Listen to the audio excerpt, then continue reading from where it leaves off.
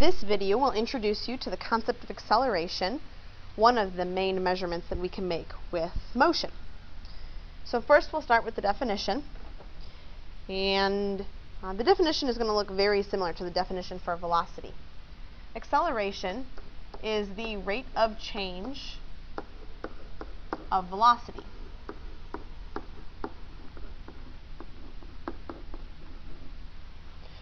I mentioned a couple days ago that anytime you see this phrase, the rate of change of something, you'll always see an equation that looks very similar. So if we look at the equation for acceleration, we get that since it is a rate of change of, we said that it has a delta t in the denominator, and since it's the rate of change of velocity, it's the change in velocity over the change in time. Now, if I take a look at this equation, you should be able to come up with what the common units would be for acceleration. Pause the video right now and see if you can figure out what those units should be. Hopefully, as you went through that thinking process, the units for velocity are meters per second. The units for time are seconds. So meters per second is also known as meters per second squared. So the units of acceleration are meters per second squared. There are two types of acceleration, and these two types should sound pretty familiar to you. We have an average acceleration and an instantaneous acceleration.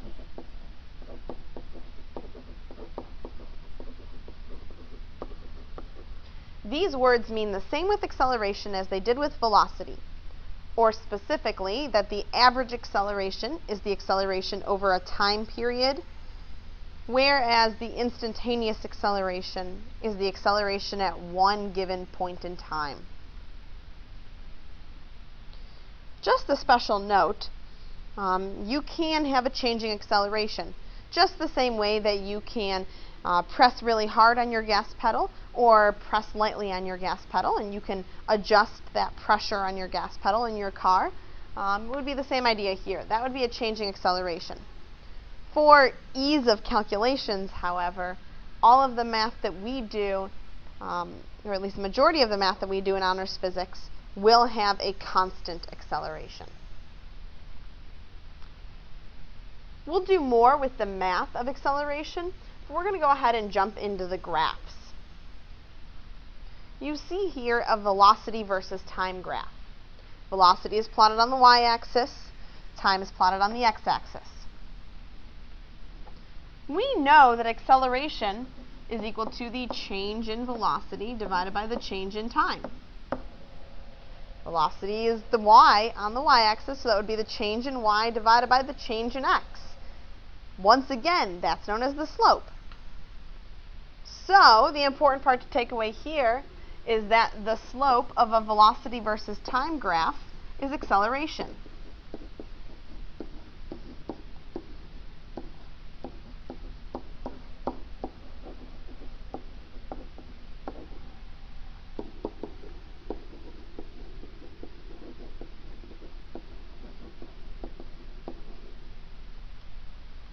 And we'll look more at that in the next example problem. In this problem, Emily is running a little late for school today, so she decides to take the interstate to make sure she's not late.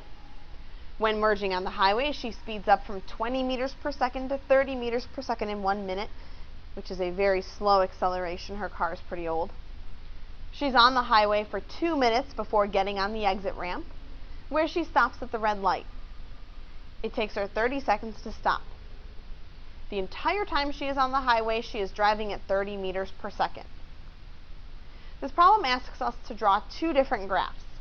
We're going to start by drawing a velocity versus time graph, and then using that velocity versus time graph, we will draw an acceleration versus time graph. So as you see here, I already started off with my x and y axes, but that's it. We're going to go through all of those necessary parts that you must have in any graph that you draw. Many of these things are probably second nature for you, or at least I hope they are. We'll start off with adding markings to our axes and adding labels to our axes. So since this is a velocity versus time graph, velocity goes on this axis and time will go over here. I, of course, always want to put units there. And even though I'm given sometimes in minutes and sometimes in seconds, I want to stick with seconds because my speed is in seconds. I want those units to match. So it's very important that time is in seconds here because velocity is in meters per second. Now to figure out how much time I need to look at the problem.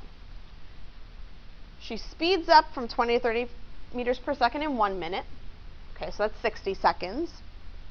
She's on the highway for 2 minutes. Okay, so that brings us to a total of 180 seconds. And then it takes her 30 seconds to stop. So we're up to 210 seconds. So I'm going to mark that off, and I'm going to mark 30-second intervals on this.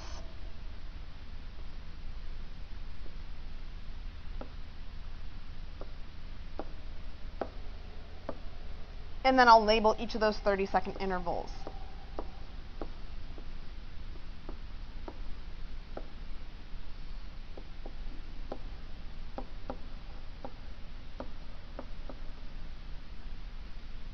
Looking at the velocity, she's always traveling in the same direction. She doesn't put her car in reverse or make a U-turn or anything like that.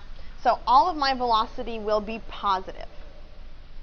And so I know that my velocity, the highest she gets is 30 meters per second. So I'll put that up here.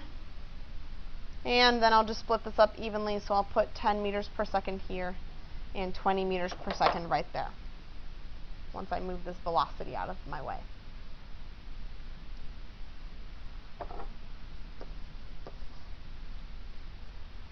Okay, so now my graph has axes labels, axes numbers, and units.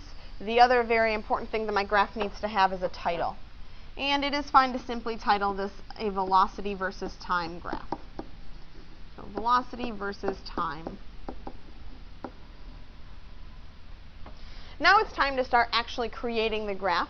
And this graph is a pretty simple one to create. It's really just plotting the data that we're given. So the first little bit of information I have is she speeds up from 20 meters per second to 30 meters per second in 1 minute. So at the start of the graph, she's at 20. And at 60 seconds, she's at 30. So there's a straight line there.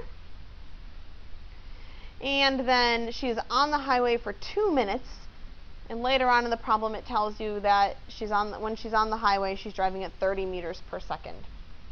So all the way to 180, it'll be a straight line because she stays at that exact same speed.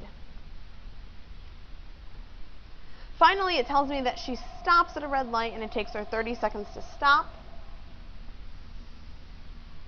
So we'll go all the way down to 0. Now, a piece of information this problem is missing, but it really should have in it, is that all of these accelerations are constant. So that is why I'm allowed to draw straight lines rather than curving lines. Now that we have our velocity versus time graph, we can move on to the slightly more challenging graph to draw, and that's the acceleration versus time graph. Again, I have a blank set of axes for that, and I'll go ahead and label this right off the bat. Acceleration versus time. Now, I know that it's still going to be the same amount of time, so I can go ahead and mark this axis with the exact same markings that I did before.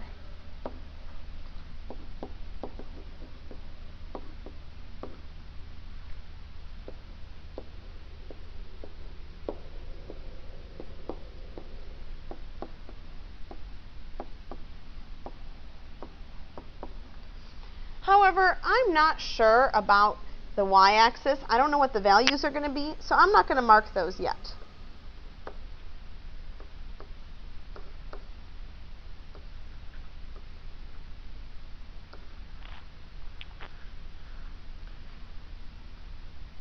just as I did in the last video about velocity versus time graphs, I'm going to take a look at this graph here, and I notice that for 2 minutes of her traveling, she has a horizontal line on her velocity versus time graph, meaning that she was moving at the exact same velocity the entire time. She wasn't speeding up or slowing down, which means she had no acceleration during that time. So between 60 and 180 on my graph, nothing changes, there's no acceleration. So I'm going to draw that as an exact straight line at 0. I already have a third of my graph drawn now. I next need to find the slope of these two inclined portions. I'll start by finding the slope of the first portion. And I'll do that by saying I have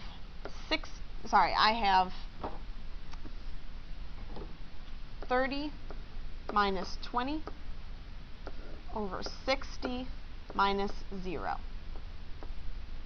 When I plug that into my calculator, I get 1/6, and 1/6 is approximately 0.167 meters per second squared.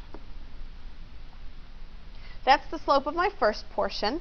I'm going to go ahead and take a look at the second portion while I'm at it as well. To find the slope of this, I have 30 minus 0 divided by 180 minus 210. That ends up giving me a -1 meter per second slope. So the two values that I'm going to have to plot are 0.167 and -1. So I'll have to go both above and below the x-axis. I know the lowest my number gets is -1. And so that's going to be all the way down here. And to make the other graph match, I'll put a +1 up there. Then I'm just going to break this graph up in a logical method. So 1/2, -1/2, and +1/2. We'll have a +0.25 and a +0.75, and the same thing on the negative side.